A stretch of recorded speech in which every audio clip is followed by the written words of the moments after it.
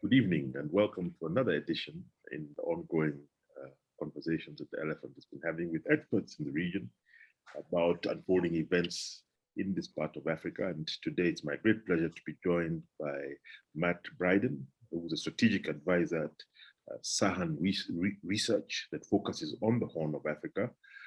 Matt is a former Canadian military officer, but also served with the United Nations as the coordinator of the monitoring group of Somalia and Eritrea between 2008 and 2012, when we first met. And welcome once again, Matt. Thank you very much, John. It's a pleasure. Matt, if I can just start a question, I just wanted to discuss events in Ethiopia have been moving fairly quickly over the last few years. Very exciting in 2018, a new, young, dynamic prime minister who even wins the Nobel Peace Prize by making peace with Eritrea.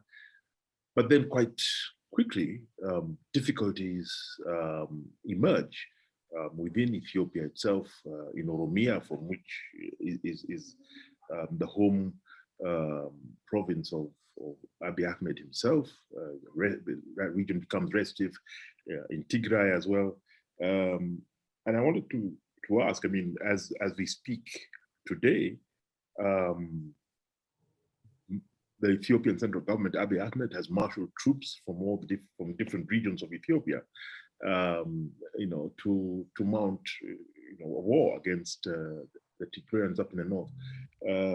I wanted to ask just a general question, what next for Ethiopia?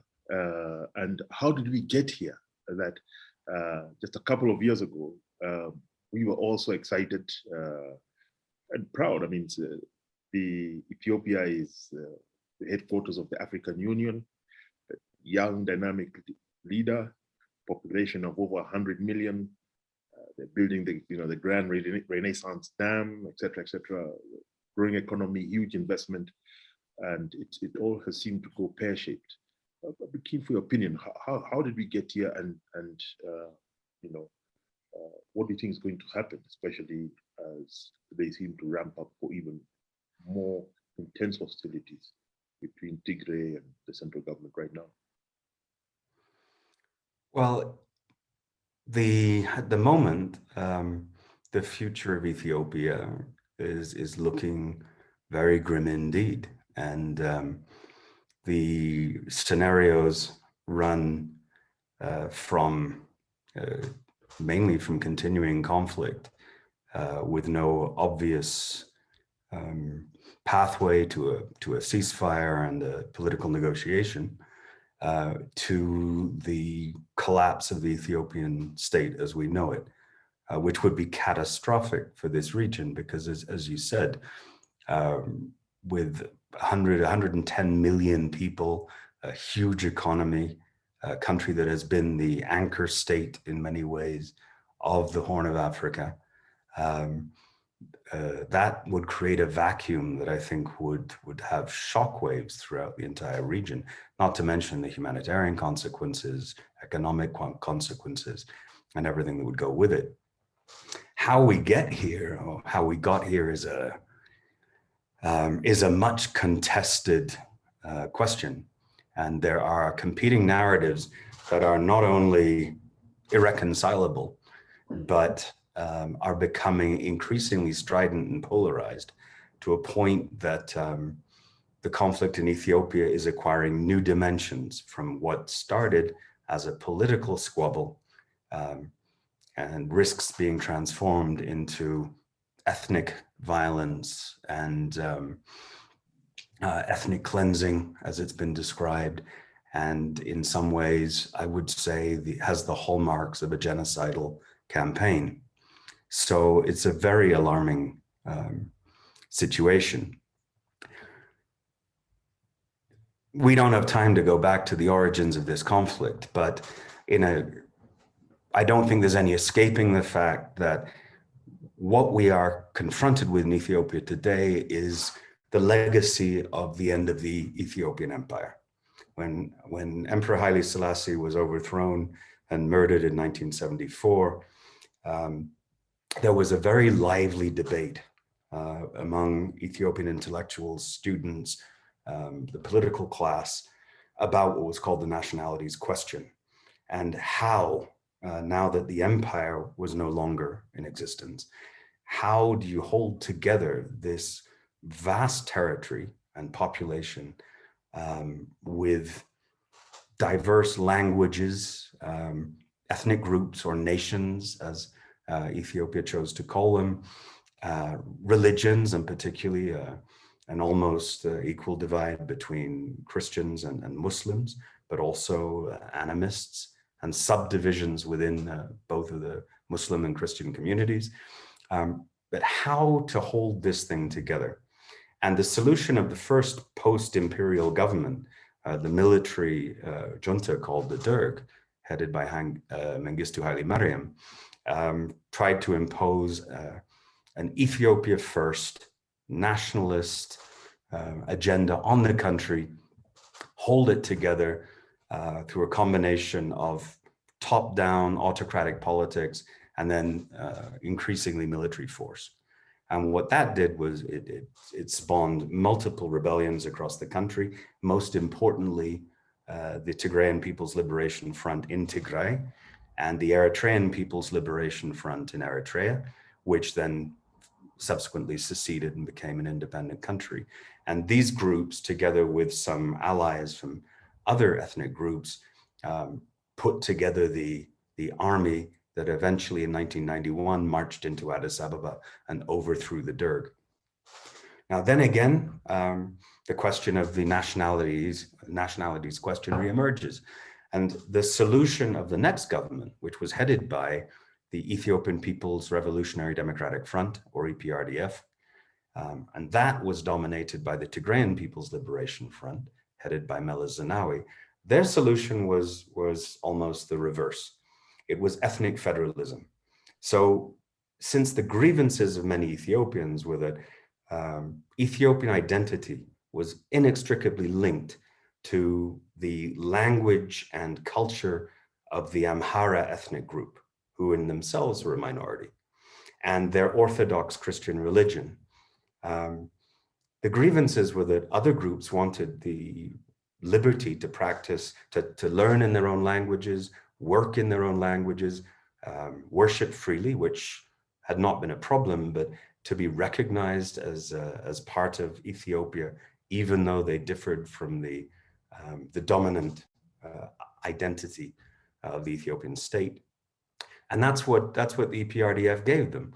It changed the map of Ethiopia and turned it into a collection of ethnic regions: Oromia, Somali, Afar, Tigray, Amhara, and a number of southern nations and nationalities groups in the south, and allowed this cultural, linguistic, ethnic, these identities to flourish. And that in itself was contentious. Some of the other side of the intellectual debate said that this was an attempt to break up Ethiopia, and that Tigray's ultimate goal was actually to secede. Now, that came from was based on a couple of arguments. One is that the Ethiopian constitution introduced by the EPRDF actually allowed ethnic groups the right to self-determination up to and including secession from Ethiopia. So that created all kinds of suspicions about the EPRDF's ultimate goal.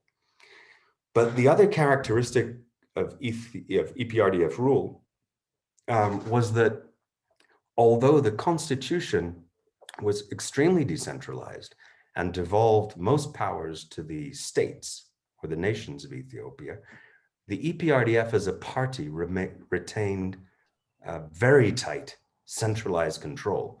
And to the point that many, myself included in the 1990s, argued that federalism was a sham, that this was no different from the centralized governance of the Derg. Now, fast forward to the 2015-16, after the death of Meles Zenawi, the prime minister, the first prime minister post-war Ethiopia and the longest serving, things started to deteriorate. There was a brief hiatus under an EPRDF Prime Minister, Haile Mariam Desalegn. Grievances in Ethiopia came out in the open. There was unrest, protests, riots, and to respond to the crisis, the EPR, Haile Mariam resigned, and the party nominated a new prime minister, Abiy Ahmed, the young charismatic figure that you've just referred to. And he came in as a reformer on a wave of, well, a big sigh of relief and a wave of optimism that now Ethiopia was going to take a turn for the better. Didn't work out that way. Among Abiy Ahmed's reforms, first of all, and most notable, was that he made peace or announced peace with Eritrea after a decade, 2 decades of no war, no peace, after a devastating border war between the two countries. And he just reached out to President Isias Afwerki of Eritrea, and they shook hands, declared peace, and for that, Abiy Ahmed was awarded the Nobel Prize, probably prematurely now with hindsight. The other reforms were equally exciting. The EPRDF had been a very authoritarian government and was rightly accused of all kinds of human rights abuses, of rigging elections, of really being a one-party state, directing everything from development to state budgets and so on. And so Abiy released political prisoners. He announced that there would be a free media. He seemed to be a democratic reformer, and he was delivering by releasing prisoners and by appointing a cabinet that was 50% women, really all of the kinds of things that Ethiopia's partners wanted to see. The problem was that was a honeymoon that didn't last very long. And I think at the core of the problem was that very quickly, it appeared that Abiy Ahmed wanted to reverse course from ethnic federalism and devolution of governance to a highly centralized autocratic model, which was the other side of the coin, the opposite of what had existed, what had been in place for 30 years, and what was inscribed in the Ethiopian constitution. And this very quickly brought him into conflict with the Tigrayan People's Liberation Front, which had been sidelined since he took office, but also with a number of other Ethiopian ethnic groups. Tell me a bit more about the role of Eritrea and other actors in the current conflict. If you can just give us a bit of a snapshot of the conflict that has taken place in Tigray, because that has startled many observers in the region of essentially a provincial army in Tigray. Of course, this was the ruling elite for decades, but that the Tigrayan army could defeat the national army, Abiy Ahmed's army, and retake Mekelle, and now there is an effort to reverse that. Can you just give us a snapshot of the conflict that we're in, that is unfolding even as we speak, with Prime Minister Abiy Ahmed sort of corralling troops from the other regions, from Afar and Amhara, etc., to go into Tigray? Can you characterize how this came about, and what do you think is going to unfold? One thing that seems guaranteed is more misery for ordinary citizens, but geopolitically, what would your analysis be of how it's going to unfold? The origins of this conflict are in themselves contested, and that is part of the conflict itself.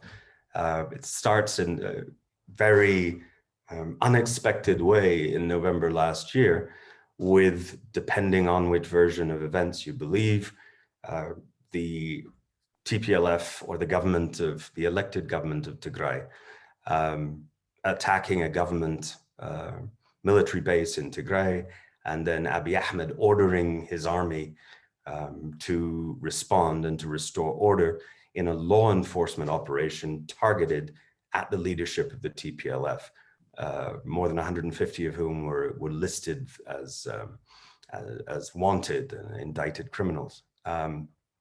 Now, actually, obviously, the origins of the conflict went back much further than that, to the sidelining of the TPLF when Abiy Ahmed came to power, and then subsequently issues like Abiy Ahmed postponing elections in August 2020, and the TPLF saying that that was unconstitutional and holding its own elections, which were banned then by the federal government. So there was an escalation in the works.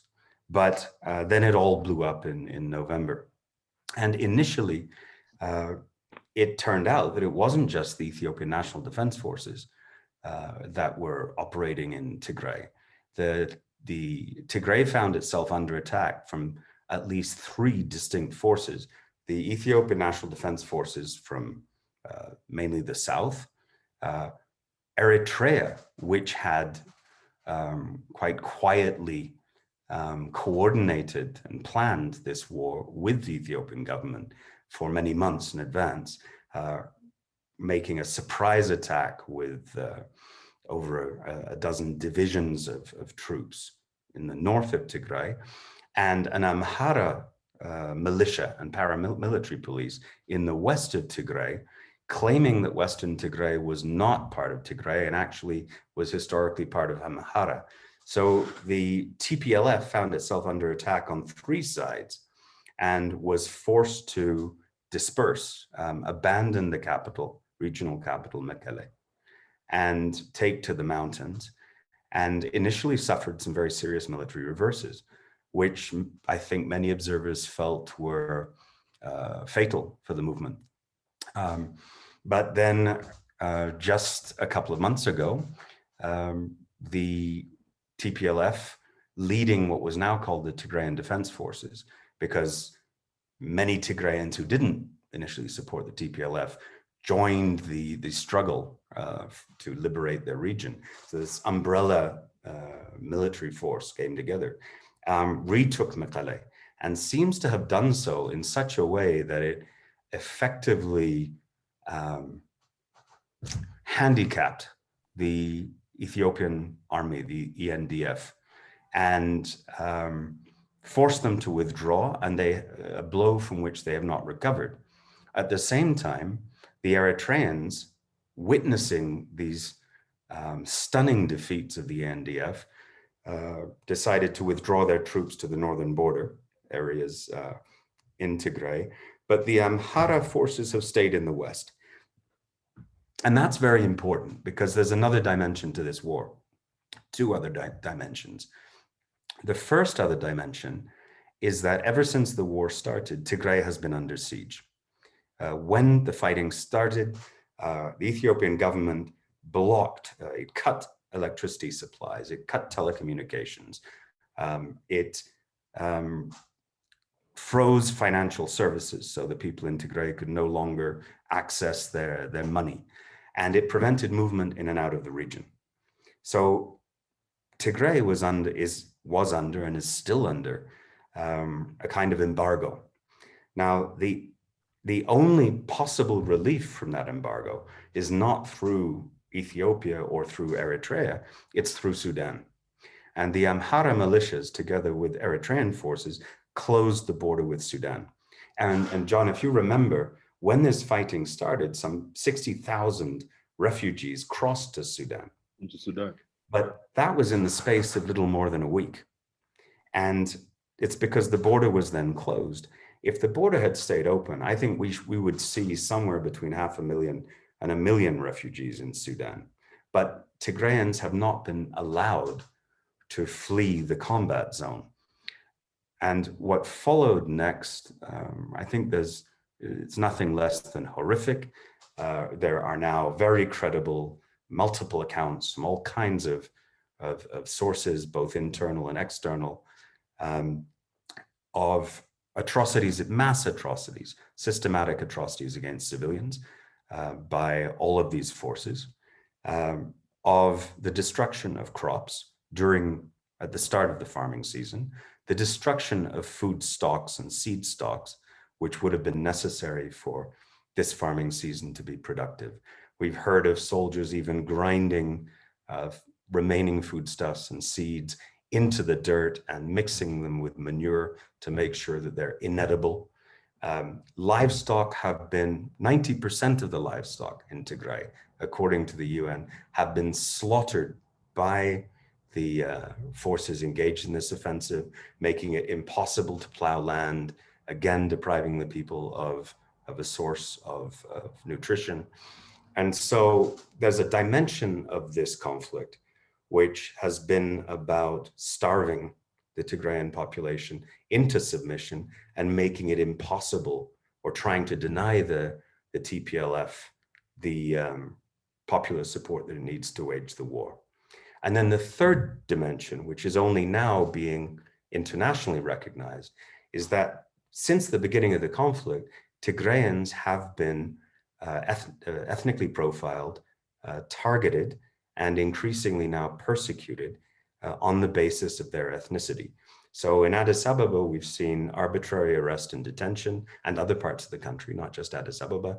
We've seen internment camps established for Tigrayans, Eritrean officers cleaned out of the armed forces and intelligence services, some of whom, like those serving in Sudan, have refused to be repatriated to Ethiopia because they're afraid of ethnic profiling. And so what a campaign that seems to be targeting the Tigrayan ethnic group as a whole, and what that has done, it's contributed to a feeling among Tigrayans that this isn't just a war against the TPLF or a law enforcement operation, as the government called it. This is an existential struggle for survival.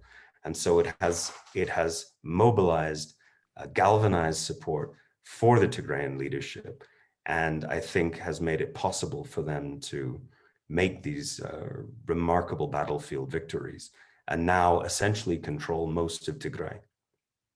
I mean, you just used the word that I had put down. I mean, this is now an existential struggle, it seems, with the Tigrayans, as it were, sort of surrounded and with this sense that it's as if there's a move to sort of blockade them and sort of wear them down by through starvation and the lack of services.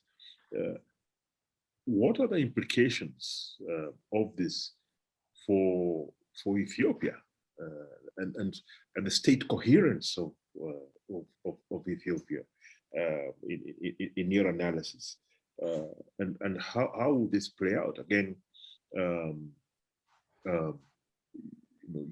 you'd explained that since the empire, the Derg was a centralizing force. There are many within the continent whose natural inclination is towards this centralizing instinct, because they are nervous. The many African leaders were also nervous about ethnic divisions within their own countries, and so their instinct was, well, okay, yeah, actually, it's better if you keep the country together, especially a country of this size. But I wanted to ask, things seem to have gone pretty far now. And all it was, what in your sense are the regional implications? This, Sudan is engaged, Eritrea is engaged, the Djibouti is now caught up. How do you see this playing out, just at the regional level in the Horn, which has always been the most turbulent part of the continent? Well, again, it's really alarming. First, we have to put the Tigrayan conflict in context, John. It's even before the conflict, Ethiopia was in trouble and had been in trouble since the time of the EPRDF, both under Meles and Haile Mariam.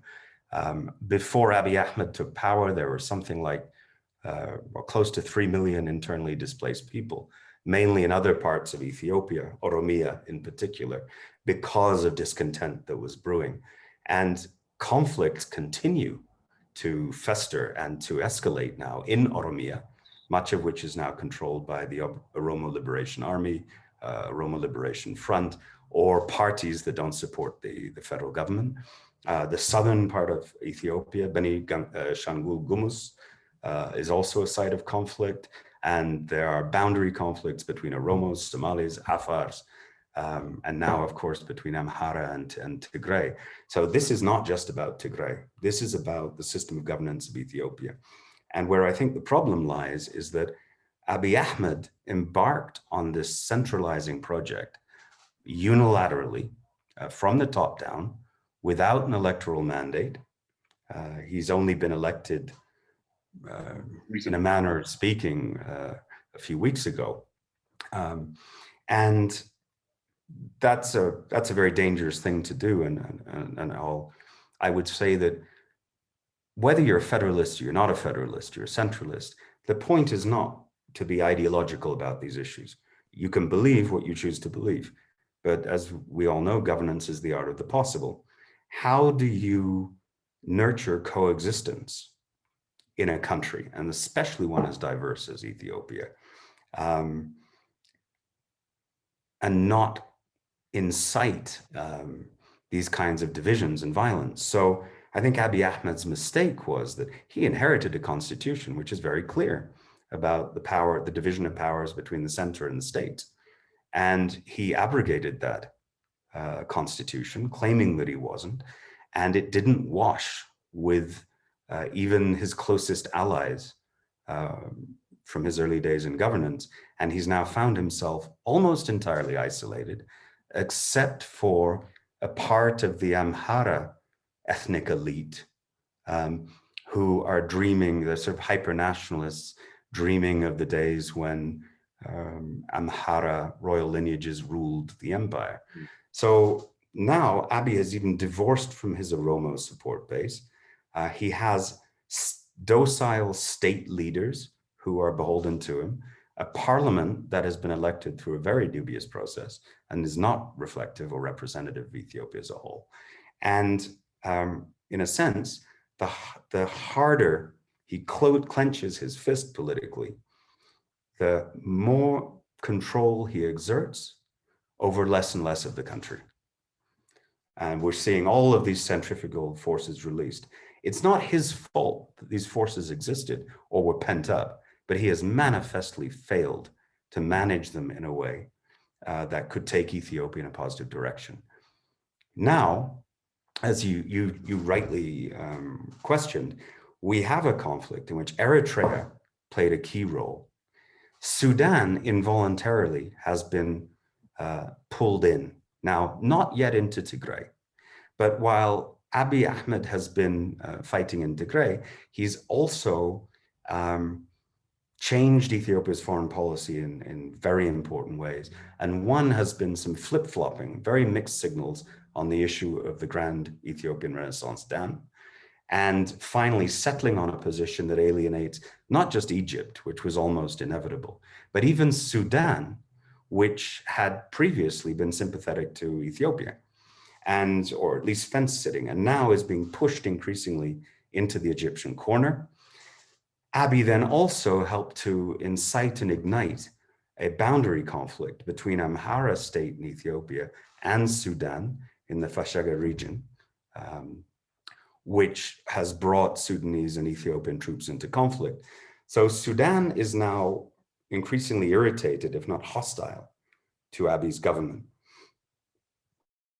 And I think we should also anticipate that in the coming weeks, if current trends continue, the Tigrayan Defense Forces are going to fight their way to the Sudanese border to try to open a corridor for humanitarian access, but also for trade and for military resupply, and lift the siege of Tigray. And if that happens, what's Sudan going to do? Are they going to say no? Or, under the pressure of the United States and other Western governments, open a humanitarian corridor, but which it's impossible to prevent also normal trade and military resupply from taking place. So essentially becoming a lifeline for the TDF. That then creates frictions between Sudan and Eritrea, which of course Eritrea will feel that a lifeline for the TDF is a threat to Eritrea, because the Tigrayans now feel that as long as Isias Afwerki is in power in Eritrea, Tigray will not be safe. His forces have invaded and applied a scorched earth policy. So, again, what they see as an existential or a genocidal campaign. So now Asmara no longer feels safe and is sending out diplomatic signals that it wants a ceasefire. Well, perhaps too late. Should have thought about that before invading your neighbor and massacring both military and civilian personnel. So I think we're in a situation now where Djibouti is being sucked in because Abiy Ahmed mobilized paramilitary police from across Ethiopia to fight the Tigrayans.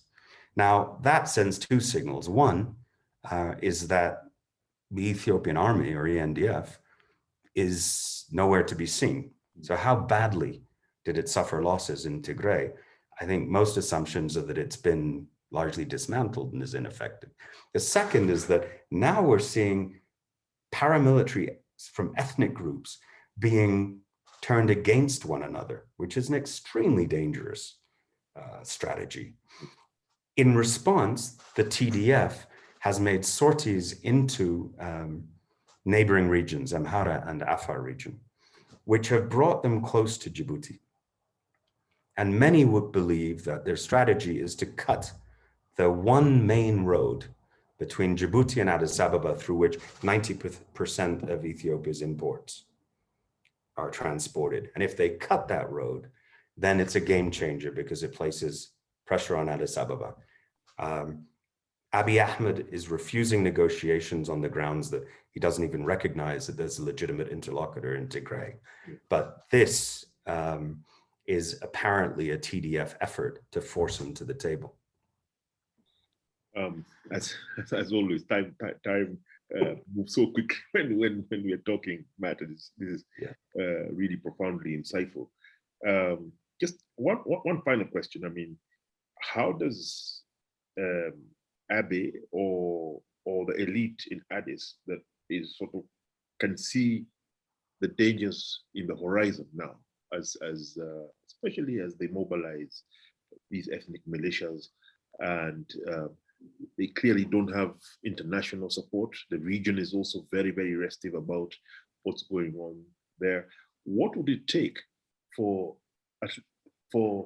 Abiy or those who call the shots in Addis to sort of calm things down long enough that this conflict doesn't flare up into something that will reverberate throughout the whole region like a really, really bloody and ill wind?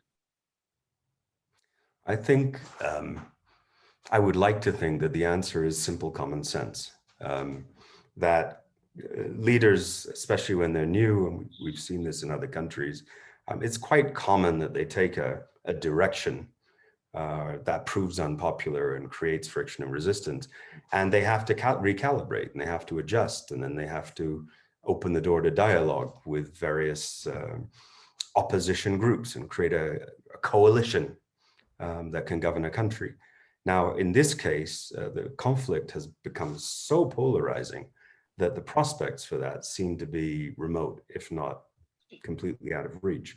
So what it would probably take to reverse course is for Abiy Ahmed, either through his own enlightenment or through arm twisting from other parties, to accept, first of all, a ceasefire in Tigray and the withdrawal of all external forces, followed by a political dialogue.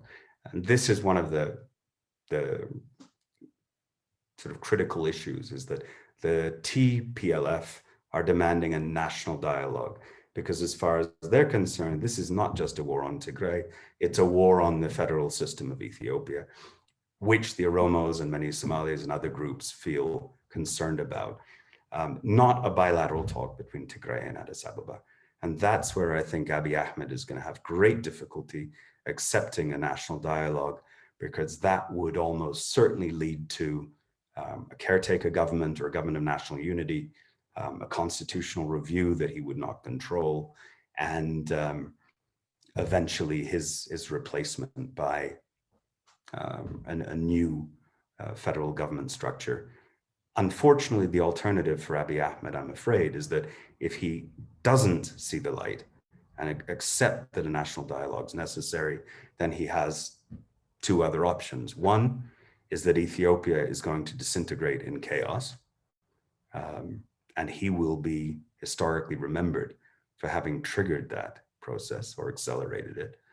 Or secondly, that he's going to be perceived as such a liability, even by his closest allies and associates, that he'll be removed through a palace coup. So I think really what we need is a pause, acknowledge that the TDF want to liberate as much of Tigray as they can, feel safe when a ceasefire is in place, that a war will not recur. This is a guaranteed ceasefire, and then that some kind of national dialogue about the future of the federation, the nature of the constitution, and everything that goes with it is convened. And Abiy could be the winner if he were the visionary who pulled that process together. Matt Bryden, we can talk for a long time on this subject. I'd like to say thank you very much. I know we'll be coming back to you because this is a rapidly unfolding situation that affects us all in this region and has us nervous and concerned for the people of Ethiopia and all the neighboring countries. Thank you very much for your time this evening. Thank you, John. It's been a real pleasure. I appreciate it. Have a good night.